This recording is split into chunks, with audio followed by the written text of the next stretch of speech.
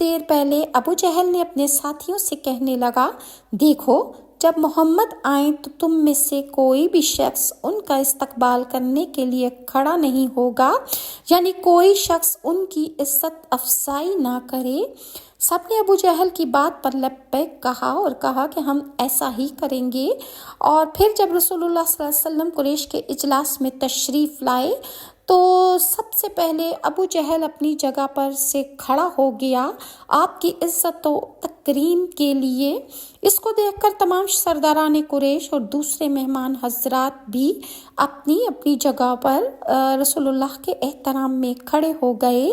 پھر جب اجلاس برخاست ہوا تو سب لوگوں نے ابو جہل سے کہا، تم نے ہمیں کھڑا ہونے سے منع کیا تھا اور خود تم محمد صلی اللہ علیہ وآلہ وسلم کے احترام میں سب سے پہلے کھڑے ہو گئے، یہ کیوں؟ ابو جہل کہنے لگا، جب